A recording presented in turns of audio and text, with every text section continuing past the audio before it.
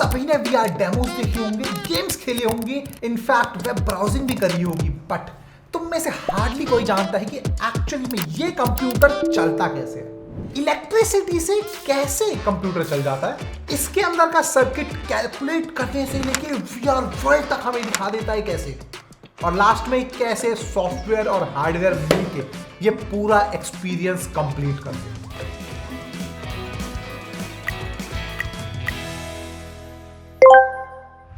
तो तुम सभी ने हैमर, पुली, प्रिंटिंग प्रेस या फिर ट्रैक्टर ट्रॉली देखी होगी।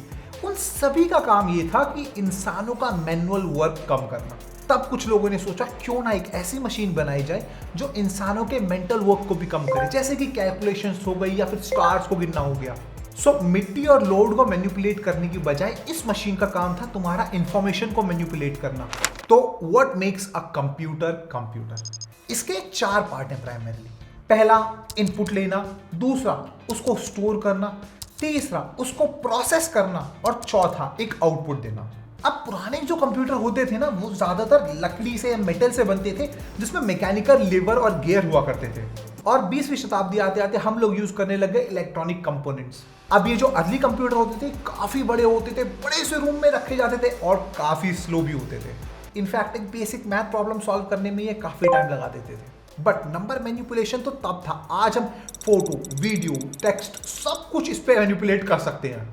इनफैक्ट गेम्स हुए, रोबोट्स कंट्रोल करना हुआ, सब कुछ बहुत इजीली यहाँ पर हो सकता है। और जो मॉडर्न कंप्यूटर हैं वो पुरानी मशीन जैसे दिखते, बट आज भी वो इन्हीं 4 प्रिंसिपल पे काम करते हैं। अब सबसे पहले हम इनपुट की बात करते हैं, यानी कि तुम कुछ भी करो, सबसे पहले तुम कंप्यूटर को इनपुट ही देते हो। तो अब तुम कंप्यूटर को अपने कीबोर्ड से, माउस से, माइक्रोफोन से, टच स्क्रीन से, उंगलियों से टच करके, क्योंकि वो उंगली की पोजीशन ढूंढ लेता है, या फिर अगर स्मार्ट वॉच है तो तुम्हारा हार्ट रेट एक इनपुट का काम करता है, या फिर तुम्हारी गाड़ी की पोजीशन जीपीएस में इनपुट दे रही होती है। यहाँ तक कि तुम्हारी कार का टेम्परेचर सेंसर भी एक तरीके से इनपुट का ही काम करता है कंप्यूटर में। अब ये सारे के सारे जो तुम इनपुट कंप्यूटर में देते हो, ये मेमोरी में जाके स्टोर होते हैं और प्रोसेसर इनको यूज करता है ताकि वो इस पे कुछ ना कुछ प्रोसेस कर सके। ये बहुत सारे प्रोसेस करता है। जैसे ही गाड़ी का टेम्परेचर बढ़ने लगता है तो कार का एसी उसको ठीक कर देता है। अब ये सब करा जाता है एक एल्गोरिदम से, जो कि एक सीक्वेंस ऑफ कमांड होती है, जो कि तुम्हारे इनपुट के बेस पे कुछ परफॉर्म करती है। अब यही सारी कमांड इंफॉर्मेशन को मैनिपुलेट करने के बाद दोबारा से मेमोरी में भेजती है, और बाद में ये सारी की सारी चीजें आउटपुट में चली जाती है। अब कंप्यूटर क्या आउटपुट करेगा, ये डिपेंड करता है कंप्यूटर किस चीज के लिए बना है।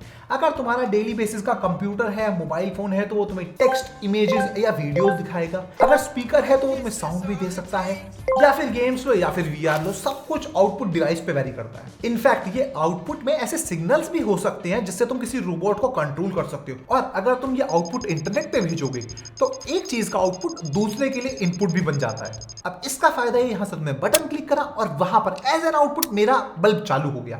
अब तुमने ये तो जरूर सुना होगा कि सारे के सारे कंप्यूटर 0 और 1 पे चलते हैं, बट घबराओ मत, मैं तुम्हें ये वाली स्क्रीन देख के डराऊंगा नहीं। But let me assure you, आज कोई भी डायरेक्टली 0 और 1 से इंटरैक्ट नहीं करता है, बट सारी की सारी चीजें बेस लेवल पे 0 और 1 में ही होती है।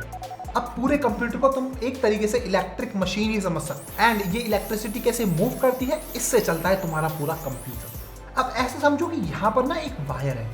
अब इस वायर में इलेक्ट्रिसिटी या तो चल सकती है या नहीं चल सकती, यानी कि ऑन या ऑफ, या फिर यस या फिर नो, या फिर ट्रू या फिर फॉल्स, या फिर 1 या फिर 0। बस यही इसमें 2 पॉसिबिलिटी हो सकती है। अब ये जो ऑन ऑफ स्टेट है, इसे कंप्यूटर में बिट बोलते हैं, और यही स्मॉलेस्ट यूनिट है जो कि एक कंप्यूटर में इंफॉर्मेशन स्टोर की जा सकती है।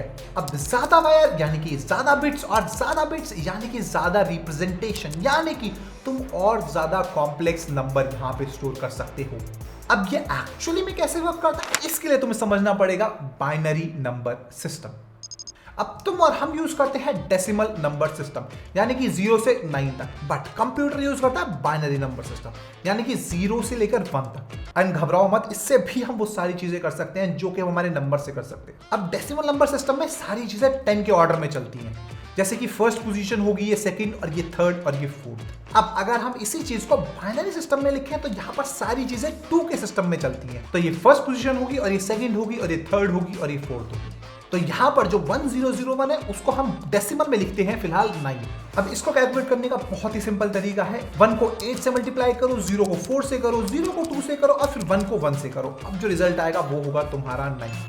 बट घबराओ मत, ये सारी चीजें हम में से कोई नहीं करता क्योंकि कंप्यूटर हमारे लिए बहुत जल्दी ये चीज कर देता है। बट समझने वाली चीज ये है कि सारे के सारे नंबर इस 0 और 1 से लिखे जा सकते हैं, यानी कि ऑन और ऑफ में सारी चीजें आ सकती हैं। एंड मजे की बात यह है सिर्फ 8 बिट से यानी कि 8 वायर से तुम 255 नंबर डिनोट कर सकते हो, और अगर तुम्हारे पास 32 वायर्स हैं तो तुम यूज कर सकते हो अराउंड 4 बिलियन नंबर्स। बट ये तो नंबर्स हैं यार, तुम टेक्स्ट, वीडियोस, इमेजेस कैसे स्टोर करोगे और म्यूजिक कैसे स्टोर करोगे? तो घबराओ मत, ये सारी चीजें भी नंबर में रखी जा सकती हैं। अब एक काम करो, तुम सारे अल्फाबेट्स ले लो तुम्हारे A to Z तक एंड हर किसी को एक नंबर डिनोट कर दो और उसका बाइनरी में तुम्हारे लिए सामने लिख देता हूं। तो अब तुम किसी भी वर्ड को बाइनरी में लिख सकते हो, जैसे डॉग वर्ड हुआ 4, 15 और 7, और इसकी बाइनरी रिप्रेजेंटेशन में नीचे लिख देता हूं। तो तुम्हारे हर डिवाइस में, हर जगह जहां पर भी टेक्स्ट लिखा हुआ है, हर किसी को तुम इसी ही नोटेशन में रिप्रेजेंट कर सकते हो। अब एक बार फोटोज, वीडियोज या ग्राफिक्स की बात कर लेते हैं। तो अगर तुम किसी भी फोटो में बहुत ज्यादा जूम करोगे तो उसके एंड पॉइंट पे होता है 1 पिक्सल, और 1 पिक्सल को रिप्रेजेंट करते हो तुम RGB में, और इस RGB को तुम एक न्यूमेरिकल वैल्यू से ही डिनोट करती हो। इस तरीके से तुम्हारी इमेज जो है बाइनरी में स्टोर हो जाती है और तुम्हारी वीडियो और कुछ नहीं, सीक्वेंस ऑफ इमेजेस है, यानी कि वो भी बाइनरी ही है बाय डिफॉल्ट। अब अगर बात साउंड की करें तो साउंड कुछ और नहीं, तुम्हारी वाइब्रेशंस हैं, और इन्हीं वाइब्रेशन को तुम मैथमेटिकली डिनोट करते हो ग्राफ्स यानी वेव फॉर्म की फॉर्म में, और इसी वेव फॉर्म के पीक को तुम नंबर में स्टोर कर सकते हो, और अगर नंबर है तो बाइनरी है तो हाँ, इसको भी तुम वैसे ही स्टोर कर सकते हो। तो हर एक ये पॉइंट हमारा साउंड को डिनोट करता है, और अगर तुम्हें ज्यादा हायर क्वालिटी साउंड चाहिए तो तुम्हें ज्यादा नंबर चाहिए यानी कि 32 बिट, और अगर तुम्हें लोअर क्वालिटी साउंड चाहिए तो वो 8 बिट में आ जाएगा। अब होता क्या है, जब भी तुम कोई कीबोर्ड पे कुछ प्रेस करते हो या फिर माउस पे कुछ भी करते हो तो वो तुम्हारे सिग्नल को एक बाइनरी में रिप्रेजेंट करता है। ये जो बाइनरी वैल्यू होती है ना, ये तुम्हारे कंप्यूटर में जाती है, वो उसको कुछ प्रोसेस करता है और फिर एक आउटपुट आता है, और ये जो प्रोसेसिंग होती है ये करी जाती है एक इलेक्ट्रिकल सर्किट के द्वारा। अब ये जो मैनिपुलेशन होती है ना, कंप्यूटर इसको करने के लिए उसको करता है बहुत सारे इलेक्ट्रिक कंपोनेंट्स जो कि मिलके एक सर्किट बनाते हैं। अब तुम्हें थोड़ा सा सर्किट के बारे में बताता हूं। अब अगर तुम इस सर्किट को देखोगे, बहुत ही सिंपल सर्किट है। इसमें जैसे ही सिग्नल जाता है ये सामने से सिग्नल बंद कर देता है, और अगर सिग्नल नहीं जाता है तो सामने से सिग्नल चालू कर देता है। जैसे कि नाम से समझ में आ रहा है, इसका नाम है नॉट गेट। तो इन शॉर्ट, अगर तुम इसको सिग्नल दोगे तो ये सिग्नल बंद कर देगा, और सिग्नल बंद कर दोगे तो ये सिग्नल देना चालू कर देगा। और भी हमारे पास ऐसे ही लॉजिकल सर्किट्स हैं जो कि ऐसे ही सिंपल कैलकुलेशन करते हैं। अब ऐसे ही सर्किट को यूज करके तुम अपने खुद के भी सर्किट बना सकते हो, और इन्हीं में से एक ऐसा सर्किट है जो कि हमारी हेल्प करता है 2 सर्किट को ऐड करने के लिए, यानी कि इसमें जब भी किसी भी एक एंड पे सिग्नल आएगा ये हमेशा उसको दूसरे से ऐड करके तुम्हें रिजल्ट दे देगा, यानी कि 0 + 0 = 0, 0 + 1 = 1, या फिर 1 + 0 = 0। और जैसे कि तुम रिजल्ट में भी देख रहे हो, यहाँ पर 2 बाहर आ रहे हैं और 2 ही चाहिए तुम्हें इनको रिप्रेजेंट करने के लिए भी। अब इन्हीं 2 डिजिट के एडर को तुम यूज करके एक बड़ा एडर बना सकते हो, एंड इससे तुम और बड़े नंबर भी ऐड कर सकते हो। फॉर एग्जाम्पल, ये जो 8 बिट एडर हम बना रहे हैं, इसमें तुम 25 + 50 को यूज कर सकते हो और ऐड कर सकते हो। अब इन दोनों के नंबर को तुम 8 बिट में कुछ ऐसे रिप्रेजेंट कर सकते हो, और फिर इनको तुम 8 बिट एडर में भेजोगे और जो रिजल्ट आएगा वो इसका सम होगा। सिमिलरली तुम और भी लॉजिक गेट को यूज करके सब्सट्रैक्शन, मल्टीप्लिकेशन, डिवीजन सब कर सकते हो। बट पुराने जमाने में ये वाले सर्किट जो है बहुत बड़े होते थे, बहुत ज्यादा जगह लेते थे, एंड इसीलिए इतने पॉपुलर नहीं थे।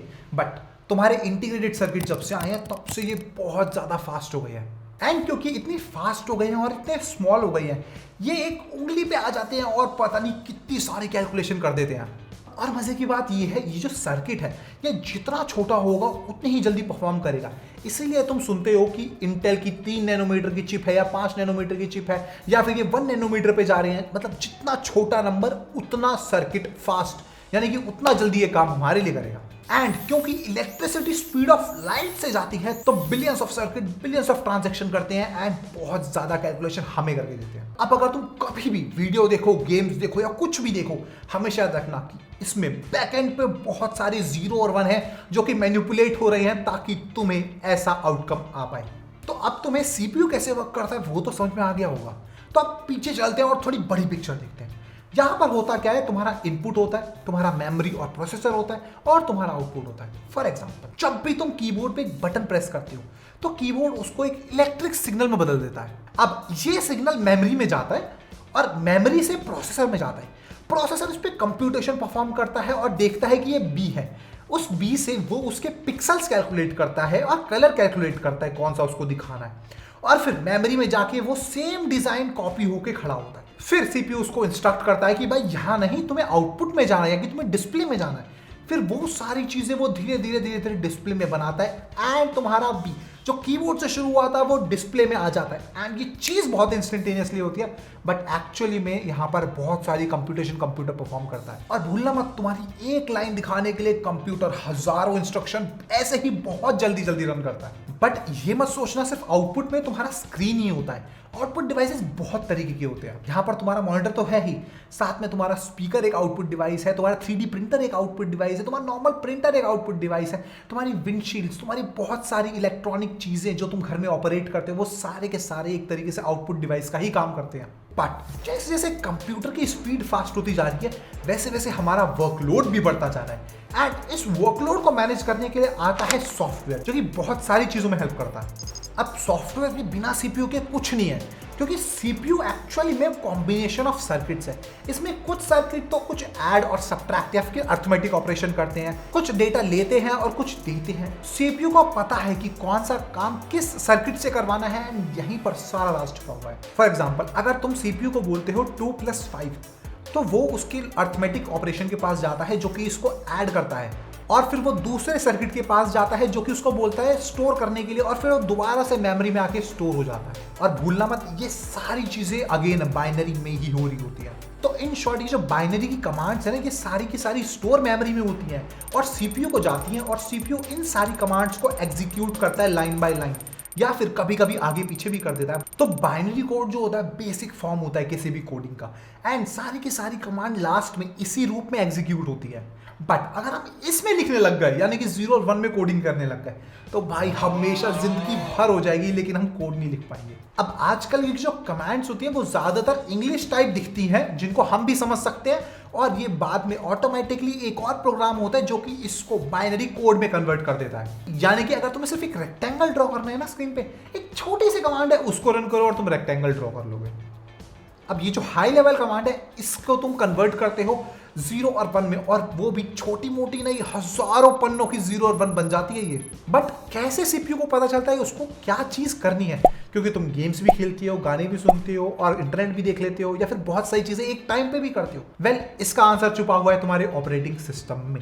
अब ऑपरेटिंग सिस्टम को तुम ऐसे समझ सकते हो कि उसके पास एक स्पेशल एबिलिटी है जो कि उसकी हेल्प करती है इनपुट से कमांड मेमोरी में लाने में, और फिर मेमोरी से प्रोसेस करने में, और फिर मेमोरी से दोबारा प्रोसेस होने के बाद आउटपुट में डालने में। और अगर तुम मल्टीटास्किंग सोच रहे हो कैसे होती है, तो वो इन सारी चीजों को इतनी जल्दी स्विच करता है कि हमें ऐसा लगता है कि मल्टीटास्किंग हो रही है, बट एक्चुअली में वो हर टास्क को स्प्लिट सेकंड दे रहा है और तुम्हारा सारा काम बहुत जल्दी कर रहा है।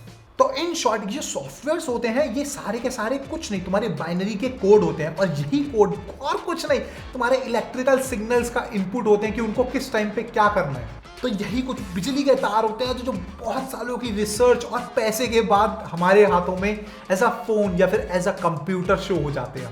बाकी आई होप तुम्हें वीडियो अच्छी लगी, और ऐसी in depth research oriented videos के लिए यार तुम हमें लाइक और सब्सक्राइब दोनों कर देते हो। बाकी मिलते हैं अगली वीडियो में, तब तक के लिए बाय बाय।